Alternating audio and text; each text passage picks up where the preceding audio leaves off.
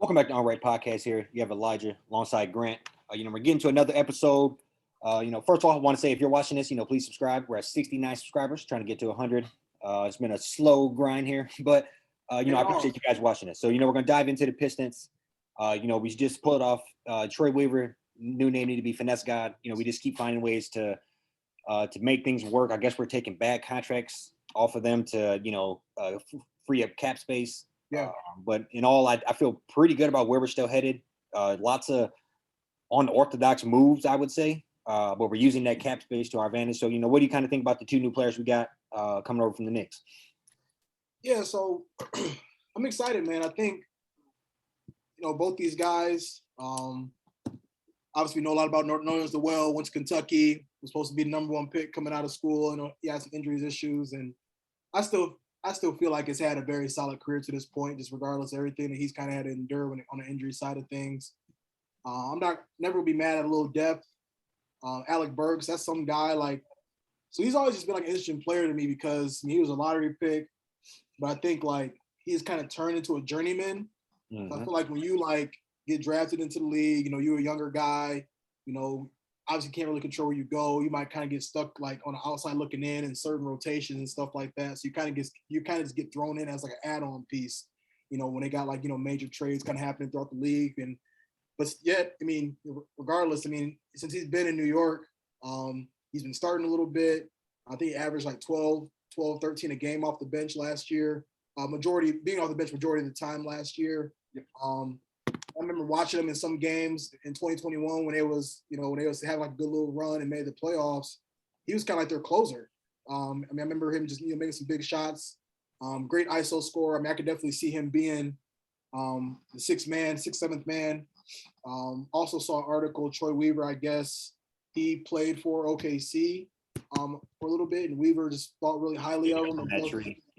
And felt that he'd be a good veteran presence, and that's something we really preached about on this podcast. Was the last couple of weeks is just what they need as far as free agency is a veteran guy to kind of come in there, solidify some things. So now you're looking at that roster. You got Kelly Olynyk. I think he's still supposed to be there. You also got have Alec Burks and Nerlens Noel. So you really got you got a guard or Joseph. Yeah. You got a wing.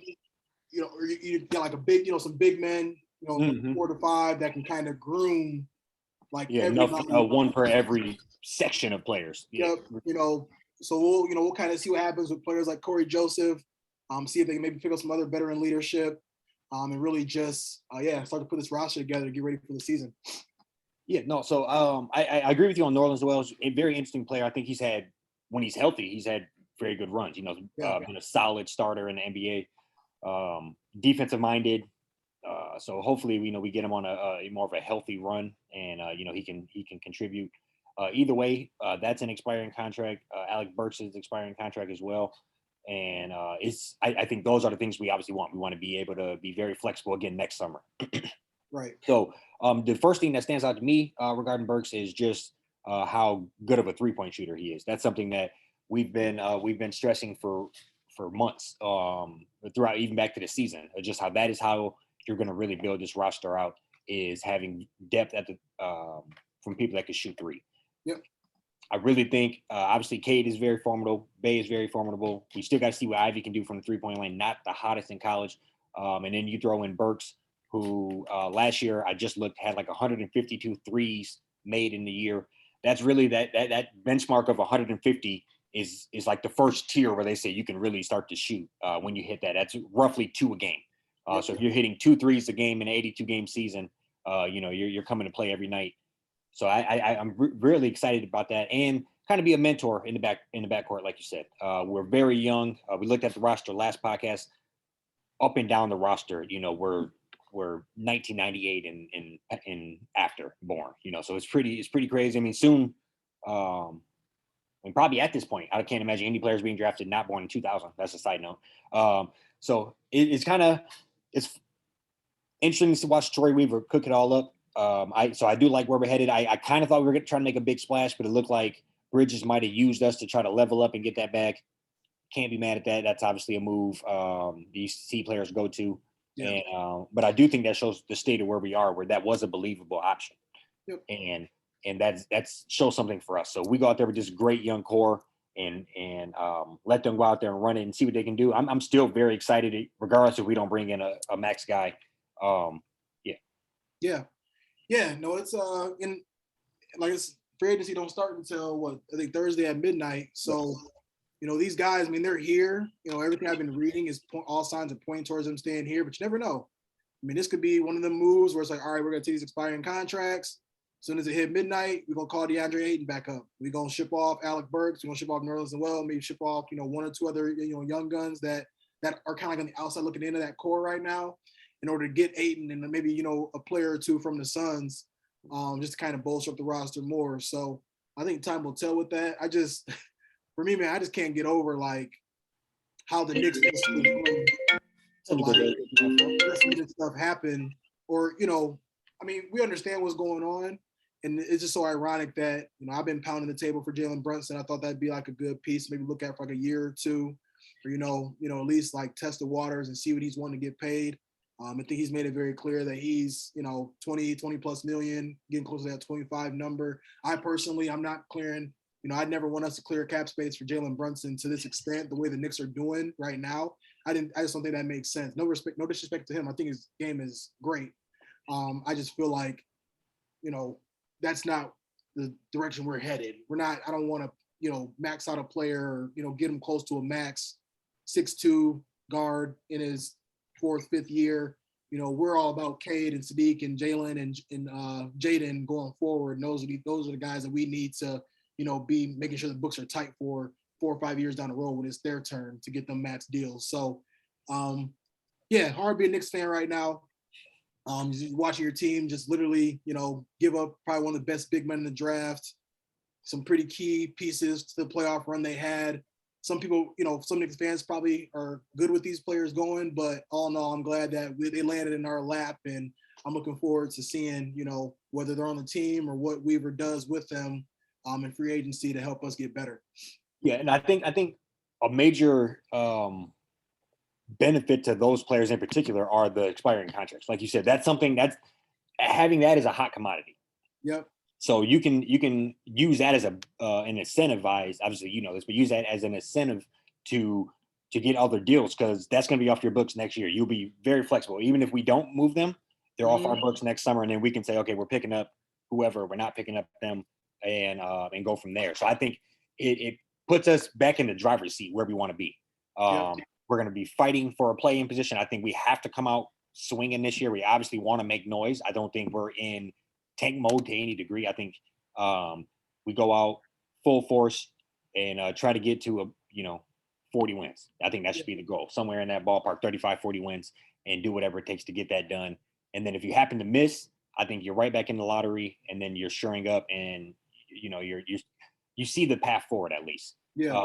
Which is one of the first times that it's clear for the Pistons. And if you get hot, you mess around and get 40-ish wins and you get in, I think that's obviously a dub. And then you're still very in the driver's seat as far as you have expiring contracts, and now you have a young playoff team. Yep. Yeah. I think it's showing that we're making strides in the right direction as far as just understanding like where we're at with things, just seeing what's going on. For me, I still a little bit of just like eagerness, because like sometimes GMs, I feel like they just kind of get greedy and start to just reach for like players or like things we just really don't need. But I am getting I'm damn near there putting my 100% trust in Troy Weaver, just after just seeing how he kind of flipped Jeremy Grant for Jalen Duren essentially. That's something that I didn't really see coming. I don't think any of us saw coming. We was ready to take him to the take him around back and deal with him just after seeing how he got rid of Jeremy Grant. But yeah, and I mean, shout out to the Knicks, man. They're giving us all the opportunity to. Yeah. No, I mean, I'm sitting here just thinking about it, mulling over my head. I mean, they lost Kemba Walker, Jalen Durham, Alec Burks, Nerlens Noel. I think that's the only 4 they've lost. But I mean, that's 4 solid role players, really. That's, and you look at it from that, and I mean, like you said, and you're giving up all of that really for like a commodity that's proven that he's a great three. And you pointed this out last podcast, and I've actually brought it up to a couple different people, and you were 100% right that if Tim Hardaway Jr. never went down, I mean, we're not having any of these conversations about Jalen Brunson. You know, he was an afterthought before that happened, and I think the Mavericks. There's probably a reason why nobody's talking about them throwing the money at him, because they look at the bench and say we have a guy that's arguably better, and already locked in for reasonable money. So I think there's the Knicks are falling in love with him. I think the Knicks are in panic mode as well. I think nothing's working out. We did our NBA playoff things back in the November, October of last year. Oh yeah, and it was a big fuss that I messed around and left the Knicks off on by mistake, really. But I mean, looking back, that that might have been some writing on the wall there. So it was, it's one of those things where everybody thought they were another playoff bound team. They went on an incredible run the year before, but I also think the Knicks are one of those teams where when they're just beloved, even when they're okay, they're hyped up. So I think that's something you have to live with. But I think we're getting exactly what we want out of the situation, and that's more flexibility. We're using that 50 million cap space as like the asset. We're not letting it sit there and just not having nobody on the books. We're using it to acquire things. Not that those 2 second-round picks are all that. I mean, they're not, probably won't turn out to be much. Yeah. But I think we're shaped. We have a game plan now, which is clear. We might not know it, but I think we clearly are heading in one direction. So I think either way, I agree with you. I believe in Troy Weaver 100%. It's just one of those. I'm ready. I'm actually ready for it. I'm ready to see some summer league. I'm ready to see some basketball and see what young boys can do. Yeah, absolutely. And I just think too, man. I mean, it's even because when I look at those second round picks, I mean, I think in the NBA sometimes second round picks just like, all right, whatever, thank you. You know what I'm saying? Like when you make bigger trades and stuff. Yep. That's just, I mean, that's how you kind of able to make that one deal at the trade deadline. It might put us over the top, throw in a second round pick, second round pick swap, something like that. You got one of them teams that's, dysfunctional, just trying to kind of offload some people to try to bring in new talent. He's definitely making sure we getting the capital back. And it's nuts, bro. Like, if you really just look at like us and the Knicks since last Thursday, they have given us Jalen Duren, Nerlens Noel, Alec Burks, 2 draft picks, $6 million in cash, and they really don't have anything to show for it. Nothing. They have absolutely nothing to show for it, but other than them, them just trying to, get Jalen Brunson. Not a guarantee that he'll sign. Dallas is swooping. You already hit it on top of the head with them. There's no income tax, right? Yep. In Texas, so like Dallas could offer 22, 23 million. Yeah, I mean, just to link it up with something we've talked about before, with the NFL draft, Sauce Gardner went to the Jets, and his contract got leaked. And I can't think of the other guy, but he's an LSU guy from LSU. He went to Stingley. Yep. That's where everybody's saying Sauce Gardner could have went, be the first back off the corner DB off the thing. But anyway, to get to the point here, he lost like $16 million in taxes due to being in I'm blanking on the state, but in New York instead of Texas. So we look at it from that point of view. It is, I mean, and quite frankly, I wouldn't be 100% shocked if he resigned necessarily, because it is a cheaper rate and they're a better team. Yep. I mean, that you can't get more dysfunction than the Knicks. And I love that, we're using it to our advantage. Like, we're just calling them, like, I mean, it's this point. And real quick side note, they could be ass in about 3 years. And that second round pick could be like the 34th pick or something. It could be, it could be not that bad when I'm really thinking about how bad they could get. Yeah, it's baffling though too, because I mean, even like signing his daddy to an assistant coaching position off of like pretty much like the AAU. I think he was doing like high school, run like AAU circuit or something like that. No disrespect to him. I mean, I heard he's a great NBA player. Knows what he's doing. I think like might have coached at Temple a little bit too. But like, just watching how this move has unfolded for little old Jalen. Yeah, and that is quite frankly like a college type role. You know what I mean? That's what they do when they're trying to bring in the big recruit. They bring in the daddy or the uncle and have him coach, or oh, he's the strength coach now. It's like, Right. what was you doing before? He worked at Chrysler. It's like, so I think that's kind of what they're doing, and and it shows amateur hour. I think this whole thing is amateur hour, how they're treating it, and it's it kind of shows. And I just love that we're taking it to our advantage. Look, is he from there? I'm just checking to see, like, is he from New York or something? He's from New Jersey. So I guess it's okay. Because for me, like, I didn't know that. So I'm just like, where's this coming from? You know what I'm saying? Like, why are they just like Brunson? Like, and he went to Villanova. Yep. Which is out east. Yep. I think they think just bringing them home more or less. But I think I don't know. It's a big gamble for them. I mean, they've given up 40 odd points a game to bring in a guy that scores 14. Just when you look at it from like that point of view, Walker, protection, Burks, yeah. I mean, they're kind of shedding a lot and then giving up arguably the biggest X factor type center in the draft, and a guy that could be a freak of nature in a couple of years. So I know it really is crazy to watch them kind of self-destruct. But I'm here for it and I love it. Yeah. It's working out in our favor. I mean, I think, now I'm just really, I'm content now too. Free agency, that's gonna be wild. We already seen a lot of people, some stuff already leaking as far as where people gonna go. DeJounte Murray just got traded to the Hawks, which is nuts. So it's just, now I'm just like, okay, like, yeah, great. Like once it strikes midnight Thursday, like I'm confident now that it'll be smooth sailing. So I guess the big question mark here is Bagley.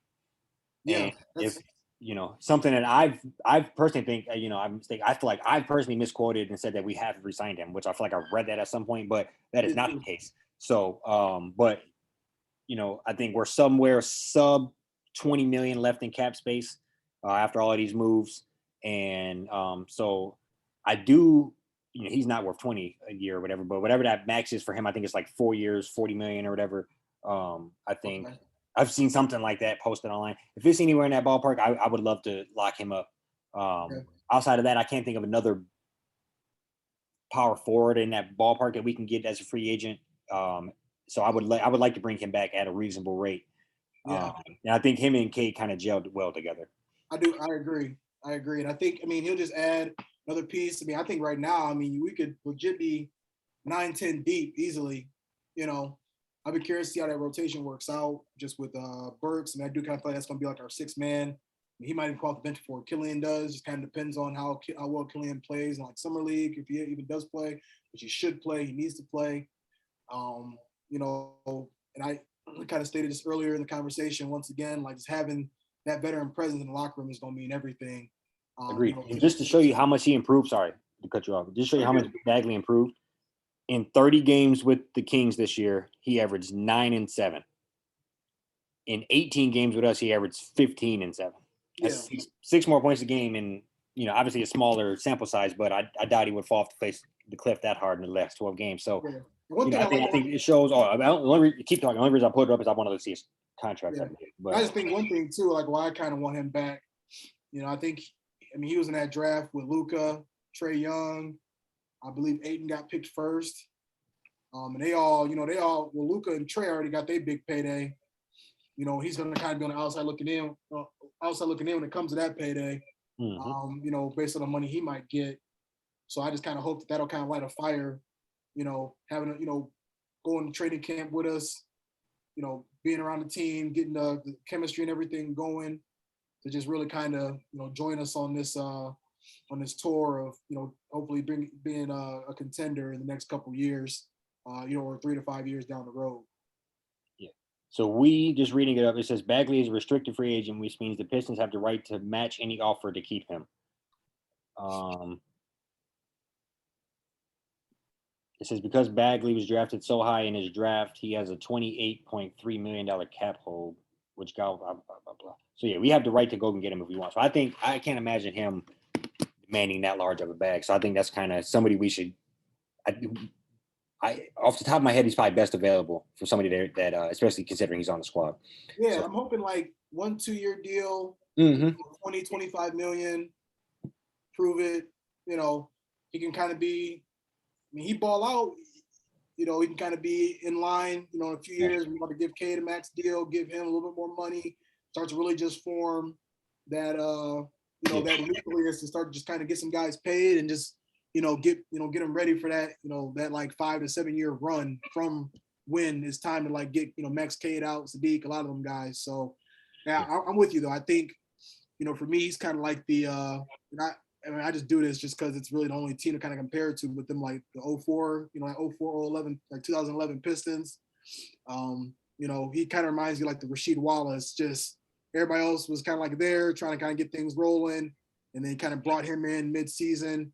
He showed out. Obviously, they was able to, make a run and end up going to the finals, winning it all. But I'm just looking at like a different sense. I mean, I feel like he might be like that piece, to kind of get us over the, he could be that piece kind of, help us get over that hump of, playing for a playing spot or, sneaking into that 8 seed or that 7 seed a couple of years from now. Yeah, I mean, just look at the team as a whole. That's really the only thing I can kind of only like missing piece from last year that I think we just really need to address. And then, yeah, I'm looking forward to seeing if we're able to snag a shooter or two here or there, in the coming days as free agency kicks off tomorrow. Yeah, no, I mean it's going to be hot. For NBA, I think the Lakers probably cooking up something. Nets seem like they kind of want to try something. I mean, I think so. I think lots of the. I'm only saying that to say a lot of the bigger names are being quiet, and so that makes me think they might have some stuff in the works behind the scenes here. So I think it's going to be John Wall's being dealt at the trade at when it's all time to go. So I think lots of things like that are going to happen, and so when we have as many young assets and this much cap space, all we got to do is kind of keep our ear to the ground, and there's no telling, and Troy Weaver seems to be able to way to, I don't want to say weasel, but weasel his way into some good deals, and so no, I think this is going to be very exciting. I guess just to ask you a question to kind of start to put a button on things here. I mean, if you were one of them, maybe not like a max player free agent, but kind of like middle of the road, just looking for maybe like a fresh start or just testing the waters. I mean, with Detroit, would that be somewhere that would stick out to you just based on how active you've seen the front office be and just the talent on that roster? Would that be somebody that you'd be willing to have a conversation with? Like, what are your thoughts? No, I mean, I think obviously I'm biased, but I do think we're showing that we have a good coach. Mm-hmm. We have one of the best players in the league under 23. We have one of the best shooters in the league, and we just drafted, a guy that looks the most explosive guy in the draft. That's hands down, regardless of how it pans out. So, I think all of that, and then Troy Weaver seems to be kind of the orchestrator of it all. And so I would have confidence that they're heading in the right direction. We're not in that laughing stock pile anymore. We're in the young, exciting, coming up. If a few things hit right, they could be in the playoffs type of team. And obviously, I don't want to personally get my expectations too high, but I do think we have a roster that should be in the mid 30s as far as wins go. I mean, looking at some of those teams that were completely laughable about 7-8 years ago, we're getting 30-some wins. So when I look at it from that, but I would look at it as kind of maybe a bit of an experiment, but something that if it worked out, you would be part of a great young core and got in at the right time. Think like a Andre Iguodala to the Warriors type of deal. You know what I mean? I would love, I hope we can kind of I think one person kind of sticks out to me. He was making a little too much. I wouldn't want to pay nobody this, but I remember JJ Redick before he kind of retired. Excuse me. I remember Philly grabbed him, 1-year deal, just come in there, hit some threes and see what happens. I feel like he got the bag that year too. Like 18. Yeah. That's something that we could do like this year, next year, because we got all the extra money. So it's like, hey, whoever one single player, here's $20 million for this year. Let's just ride it out. I agree.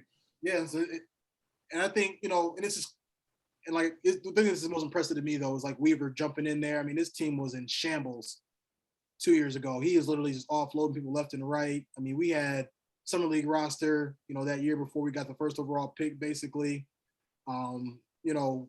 Really just was able to turn things very quickly. And I mean, I'm with you. Obviously, we're a little more biased, but 2 years ago, it would have been like, no, but like now, I mean, I just hope that, some of them players sitting back are, we're on ESPN a lot more now. A lot of those outlets as far as just being talked about more. So I just hope that, some guys got there, they're listening and they're interested. We can, snag a player or two to, help us make a little progress this year. Yeah, I think we got to give credit where credit's due, and say that yeah, we got to give credit where credit's due, and just how fast he turned it around. And I'm trying to find this one thing in particular.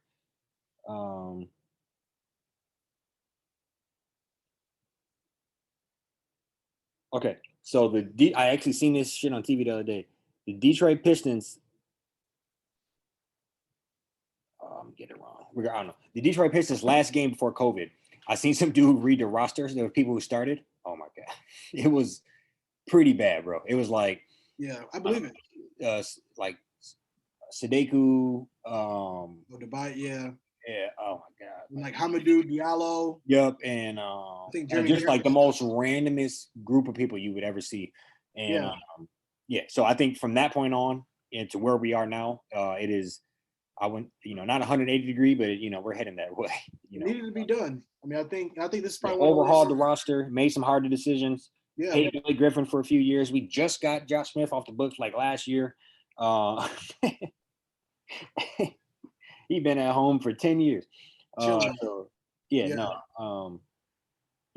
the head. A fantastic season. Rebuild done the right way. Yep. I think this was textbook. Yeah. You don't run and try to get Blake Griffin and get finesse out of some picks, and that's not how you try to do a rebuild to save your job, Jeff Van Gundy. And but where's Steve? Yeah. I mean, I got it right here. And then we can go. Last game of the year. The starters were Corey Joseph,